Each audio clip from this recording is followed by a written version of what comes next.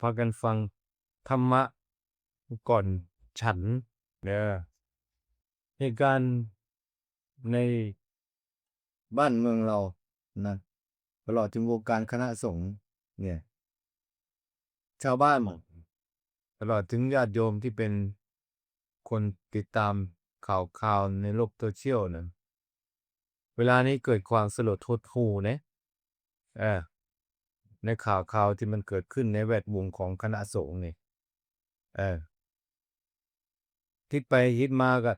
เกิดความสลดหดหู่ขึ้นไปแต่ชาวบ้านเออต่างจังหวัดนะก็ได้รับฟังได้รับทราบ ข่าวที่เกิดขึ้นในคณะสงฆ์แต่ระดับลาบย่าจริงๆเลยอย่างพ่อตู้แม่ตู้ทั้งหลายทั้งปวงนี่ก็ยังเหมือนเดิมอยู่นะอ่าแต่ภาษาโลกโซเชียลก็ใช้เขามองดูด้วยภาพในโลกโซเชียลแล้วก็ใช้คำพูดว่าวิกฤตศรัทธาอืมแต่พวกเราที่อยู่ในป่าดงผ้าป่านี่ต่างจังหวัดมะเขกมะขาบ้านนอกเกาะเขมรนี่อ่าไม่ได้เป็นอย่างนั้นอย่างแม่ตู้ที่อยู่ในวัดเราเนี่ยญาติโยมศรัทธาชาวบ้านอืมเพราะอะไรล่ะเพราะเรามีครูบาอาจารย์ที่พาพวกเรานะอบรมสั่งสอนธรรมะธรรมวาใส่บาตรตื่นข้าวนึ่งข้าวเป่าไฟขึ้นมาแล้วก็ติดใจก็มุ่งมั่นในการทำบุญทำทานไม่ได้รู้กับเขาหรอกว่าเงิน10,000,00020,000,00030,000,000กับเขานะก็ได้ฟังเฉยๆละเพราะทุกคนมีโทรศัพท์ในมือถือแล้วเดี๋ยวนี้แต่ถ้าผู้ที่ไม่หนักแน่นก็หวั่นไหวไปอืมวิตกกังวลวิพากษ์วิจารณ์วิกฤตศรัทธาเนี่ยญาติโยมประชาชนที่อยู่ในเมืองหลวงหรือจังหวัดที่เจริญเนี่ยบางคนที่เคยทำบุญมาบุญทานการกุศลมากับวัดใหญ่ๆโตๆวัดเด่นวัดดังอืมมีพระเจ้าฟ้าเจ้าคุณสมเด็จอ่าพอมีข่าวขึ้นมาก็ตกใจล่ะมีโยมคนหนึ่งมั้งเออเออทำบุญกับพระที่มีเรื่องเนี่ยเป็น100 ล้านต้นนะพอเขาบอกว่าสมเด็จเจ้าคุณนี่อ่ามีเรื่องมีราวเงินหายไปเออ300 ล้าน400 ล้านน่ะตกใจหน้าซีดขาสั่นคุณน่ะเห็นบอกแต่ชาวบ้านเขาคงมีปานนั้นดอกนะมันบ่มีดอกมันมีแต่กินไปมื้อนึงหาพักนางอ่างห้านี่เห็นไหมนี่ยังอยู่สกลนครอยู่ภูพานนี่พวกเราหากินไปตามภาษาของพวกเราเห็ดออกก็กินเห็ดอาอึ่งออกก็กินอึ่งอาอาบ่มีหยังไปจ้ำมกปลาแดกจ้ำแจ่วบ่ได้กินหรูหราหมาตูอิหยังของเขาหรอกเราเป็นพระป่ากรรมฐานน่ะญาติโยมก็ฉันอะไรเขากินอะไรก็กินอันนั้นล่ะบ่มีหยังก็ตำบักหุ่งนะมกปลาแดกจ้ำแจ่วใส่ผักกระโดนคาบหนึ่งเทื่อหนึ่งคืนหนึ่งมื้อหนึ่งผ่านไปฉะนั้นพระป่าเรานี่ครูบาอาจารย์นี่ท่านจึงสอนพวกเรานะอืมให้พิจารณาอาหารปัจเจเวกขณะนี่ไม่ให้สำคัญมั่นหมายกับอ่าการหรูอยู่สบายไม่มีหรอกเราพระบ้านนอกนะพระเล็กพระน้อยนี่คดพดเขี่ยๆไปตามภาษาน่ะถึงเวลามาแมงจุตี้ออกแมงกินนูนออกก็กินแมงกินนูนเออยามอึ้งมันออกกินแมงเม่านี่จั่งซี้ไปจิ้มอึ้งโอเคมีหยังเราก็กินไปครบครันไปซึ่งพวกเราได้รับการถ่ายทอดมาแบบนั้นท่านจึงบอกให้พิจารณาอาหารซะก่อนอาหารปัจเจเวกขณะพระนั่นยังว่าเป็นภาษาปัจเจเวกคณะมันบ่เข้าใจดอกให้พิจารณาว่าอาหารที่อยู่ในบ้านเราเนี่ยมันคลุกเคล้าแล้วให้มีปัญญานะเหมือนกับในกระเพาะเราแหละในบาดนี่ทั้งหวานทั้งคาวนี่ปนละปนเปกันอยู่ในท้องเรานี่อืมแต่จิตใจของเรามันก็จะฟูขึ้นมา หายเหน็ดหายเหนื่อยเมื่อยล้าไปพิจารณาเป็นธาตุสี่ดินน้ำไปลมไปร่างกายของเราก็เป็นธาตุสี่อาศัยธาตุสี่กินก็ไปสักหน่อยนี่บวกฮอด30 นาทีชั่วโมงหนึ่งก็กลายเป็นที่แล้วไปที่ออกแล้วจะกินเสร็จดีวิเศษปานใดกินรู้หมูกระทะปานใดก็ตามแหละมันก็เป็นขี้ออกมามันจะเป็นทองคำออกมาได้อย่างนี้ท่านนึงบอกให้พิจารณาว่าอาหารมันเป็นปัจเจเวกขณะปัจเจเวกก็คือว่าเป็นเครื่องอาศัยนะถ้าพวกเราผ้าป่าสายหลวงปู่มั่นจึงไม่ให้ความสำคัญไม่ได้มีเครื่องหรูหราอะไรหรอกเอออันนั้นพระที่เขาเจริญแล้วอยู่ในสิ่งที่มันเจริญ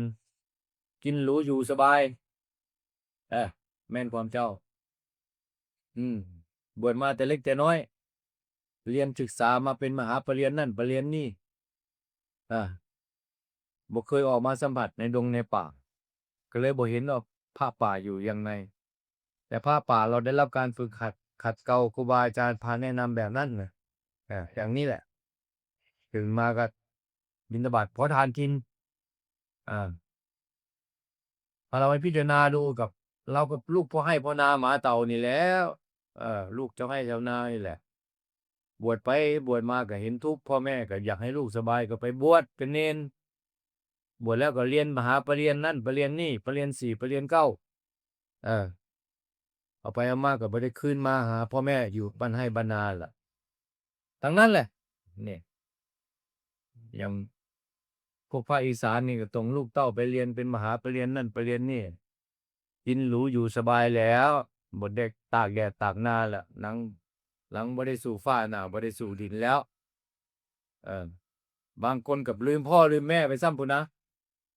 ได้เป็นมหาปรริญญาแล้ววันนี้นั่นมันลืมกบลืมเข้าลืมเหน่าเจ้าของล่ะ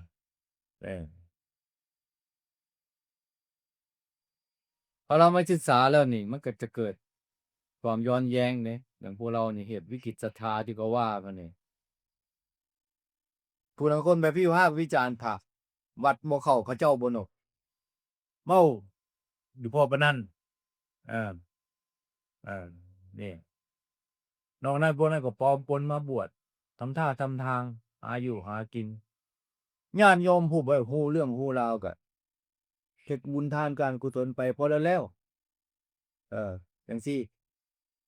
แต่พวกที่มีการศึกษาอยู่ในเมืองใหญ่เมืองโตคืออย่างในเมืองหลวงจังซี่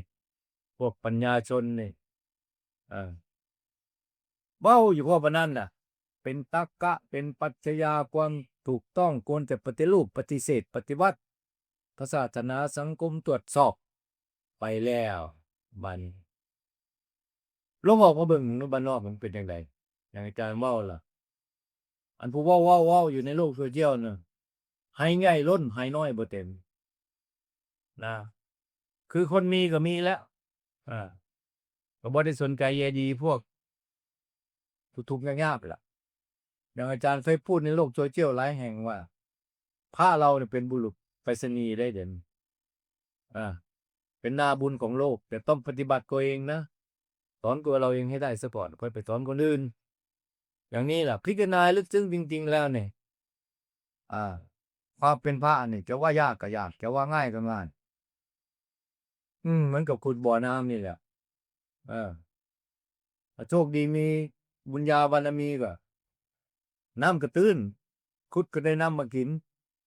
คืออย่างเราแสวงหาโมกขธรรมนี่แหละอย่างคราวก่อนก่อนที่พูดน่ะการเข้าไปอยู่ในดงในป่านะที่ข้อแรกคนเดิมพันเนี่ยภัยอันตรายน่ะเสือมีผีร้ายเนี่ยมันยังไม่เท่าไหร่หรอกนะสำหรับตัวอาจารย์เองแล้วมีความเห็นว่าเสือมีผีร้ายนี่ไม่ต้องระวังยากหรอกระวังมนุษย์นี่มนุษย์นี่แต่เราหนีจากมนุษย์ก็ไม่ได้อีกล่ะต้องกินข้าวกับมนุษย์เขาเป็นบางทีอาจารย์เป็นพระน้อยสมัยก่อนที่กำลังแสวงหาอยู่ในดงในป่าเกิดความคิดพิปลาสขึ้นมาซึกแม่มันจะดีกว่าเว้ยไปเฮ็ดหันเพจนากินมันยากกับอยู่นำคนนี่แหละมันจะเลยไปขอเก่าเขามึงรู้ฝนตกแดดออกก็ไปฝนตกฟ้า ฟ้าห้องผ้าผ้าก็ไปไปอยู่ในดงในป่าหมดน่ะบ่มีพี่มีน้องโซเป็นโซตายงูเงี้ยวเกี่ยวพอหาความสงบระงับวิเวกพูดต่อเจ้าของ ถ้าเราจะหวังพวกคุณธรรมมรรคผลนิพพานมันต้องไปคิดมันหรอกเอาแค่จิตสงบอยู่ให้มันสบายนี่ล่ะไปอยู่บวชเป็นพระให้มันเป็นเนี่ยให้มันกุ้มมือกุ้มแรงไปอย่าไปพากันตั้งเป้าไว้หลายพระนิพพานเนาะอย่างเมื่อคืนนี้อาจารย์ได้คุยกับท่านอาจารย์จอมนะบ่ต้องไปเอาหัวมันหรอกอยู่ไปเฮ็ดเวียกไปรักษาศีลไปให้มันตายคาผ้าเหลือมเนี่ยอันนี้มันเผาคาผ้าเหลือมนี่ก็บุญหัวแล้วน่ะ เสือมีปีไล่ต่างๆนานาที่อยู่ในดงในป่าเนี่ยที่เราไปเผชิญมาน่ะเข้าไปป่าช้าบ้างเอออันนั้นมันบ่สามารถเฮ็ดให้เราละจากเขตขะได้หรอกเออแต่มนุษย์นี่มาคนนี่ล่ะบ่ว่าบ่เท่าแก่สลาโอปานใดก็ตามล่ะมันเฮ็ดให้เฮาเสียสละภาพกับฟ้าเหลืองได้เด้เนี่ยเออ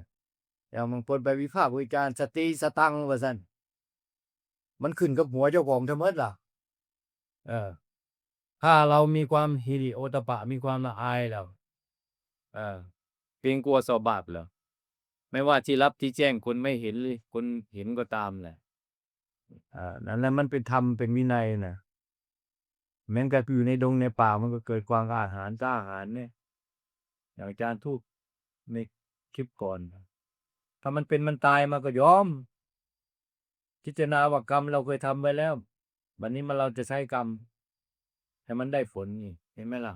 เนี่ยมันต้องคิดลงลึกขนาดนั้นลึกจนกระทั่งว่าเอ้ามันยังเกิดขึ้นก็ยอมรับ เนี่ยกว่าจะได้มา บางท่านบางองค์ก็ได้ความสงบระงับมาอยู่มา20-30พรรษาว่าเจ้าของสบายแล้ว มันเสื่อมในบัดเนาะเออพระป่าอยู่ในดงในดอยนี่ก็คือว่าเจ้าของเก่งละเอออย่างพระที่เขาไปอยู่ในเขาใหญ่ ทุ่งใหญ่นเรศวรวัดวาสกูตะกีอย่างเนี่ยเอออันนั้นมันหลกความวุ่นวายอืมเลยคิดพิจารณาดูเออพระป่าอยู่ป่าหลงป่าพอเจ้าของดีวิเศษแล้วบ่เข้ามาใกล้หมู่ใกล้ฝูงบ่มีเสียงเงียบสงบระงับแล้วเอออยู่ในดงในป่าหลีกเล่นเข้าไปลึกปานใดแฮ่งดีมันเกิดความเห็นแบบนั้นพระป่า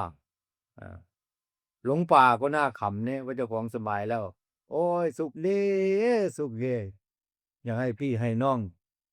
เออมาบวชเรียนเขียนอ่านสงสารเมตตาบวชสิทธิ์โปรดทุนั้นโปรดทุนี้พูดแล้วเห็นบ่อย่างประวัติครูบาอาจารย์เพิ่นเว้าอะยามจิตมันสงบลงไปนี่ธรรมมันเกิดเห็นพี่เห็นน้องเห็นสัตว์เห็นจาว่าจริงนี่เกิดเมตตาสงสารหมดอย่างหลวงปู่ชาเพิ่นพูดน่ะเห็นบ่มีปลาขาวน่ะติดสงบรวมลงไปแล้วนี่เทศใส่กอไผ่ไล่บ้าบังไม้ไล่บ้าบังไม้บ้าอยู่เอออันนั้นมันเป็นครั้งชั่วครั้งชั่วคราวอะแหละเออเออแต่ผู้ที่จะสานต่อไปเนี่ยเอาความสงบอันนั้นแหละมาพิจารณาลึกลงไปอีกนะอย่าไปคิดว่าเจ้าของสบายแล้วนะมันหลงแน่น่ะหลงความสงบหลงดีเด่นอยากจะก่อสร้างโบสถ์วิหารอยากจะก่อสร้างศาลาเจดีย์อยากให้มีคนมานั่งฟังธรรมหลวงปู่แหวนมันว่าแบบนั้นความเห็นแบบนั้นในจิตมันสงบในป่าแบบนั้นนะข้าเล็กพาน้อยจะไปอยู่ในป่าน่ะอ่ามันหลงดีกลายเป็นทำเมาเห็นบอกมันจะไปแก้ผู้อื่นกูน่ะเออจังสั้นกับบดีจังจี้กับบงามสังคมพระสังคมเจ้าโลกรัฐบาลเนี่ยมันจมออกไปกำลังของความสงบน่ะนังนักเข้าแก้อยู่ในหมู่เลยบ้านนี่พระอยู่ในวัดนี่สู้กูบ่ได้พูดแล้วเห็นบ่เกิดปัญหาขึ้นมาอันนั้นล่ะมันเกิดความเห็นผิดเออมันเกิดอหังการมมังการนั่นนักเข้ามาคมครูบาอาจารย์ไปเลย สู้ครูบาอาจารย์ได้สู้ครูได้บัดเนี่ยก็เป็นหมากัดกระพองได้แบบเป็นหมาน่ะเออตีหวดกวดเตียงไปเมื่อแล้วจิตมันสงบลงไปนะมันได้ชั่วคราวเฉยๆหรอกนะเออมันเป็นแต่กำลังเฉยๆมันเป็นกำลังความสงบมันเป็นสมถะเออแต่ถ้าผู้ใดมีบุญญาบารมีก็อยู่กับครูบาอาจารย์ทุกประเทศพิจารณาร่างกายนี่แยกออกเอออย่างที่มันมีกำลังขึ้นมามันเอาไปเพ่งโทษครูบาอาจารย์โคมพระพรหมเจ้าไปนั่งนักเข้าเพ่งโทษพระพุทธเจ้าพุ่นน่ะมันสู่ปูน่ะคือหมานี่เห็นบ่มันเป็นบ้าอืมกัดเจ้าของแล้วบัดนี้เออนั่นมันยังว่าดีอยู่แล้วน่ะเออนั่นล่ะมันก็เลยเป็นบ้าซะก่อนความหมายน่ะถ้าผู้บ่เข้าใจเรื่องการปฏิบัติน่ะคำว่าบ้าน่ะบ้าความคิดเจ้าของเฮ็ดจั่งซั้นสิดีเฮ็ดจั่งซี้จะงามเพื่อพระศาสนาประโยชน์ตนประโยชน์ผู้อื่นเห็นบ่มันออกไปพุ่นเด้เออมันบ่วกบ่วนเข้ามาหาเจ้าของเด้บัดนี้เออแต่ถ้าผู้ใดที่อยู่กับครูบาอาจารย์น่ะเพ่งเข้ามาในข้างในจะหาเจ้าของนี่มึงดีจั่งใดน่ะบวชก็หาเมื่อวานนี่หัวทำบักแข้งเออพากันแสดงธรรมเทศนาแล้วบรรลุนิติภาวะบ่ทันโดนเวทนางมีชื่อมีเสียงญาติโยมสักการะกราบไหว้บูชาแห่ไปนำกันเออเชียร์กันอวยกันขึ้นมาเกิดมีเงินมีทองอ้าวมีโตขึ้นมาแล้วได้บัดนี้เออสีกาอุปถากแล้วได้บัดนี้อามีขาวเน้นน้อยนั่งเออเงินเกิดขึ้นหลายล่ะมาแล้วบัดนี้เออมาคอยอุปถัมภ์ประทักแล้วมารับไส้รับสอยแล้วหั่นเออนั่นล่ะตัวนี้มันบ่ระวังอืมครูบาอาจารย์เพิ่นก็เว้าอยู่น่ะสติสตังค์สติสตังค์สติ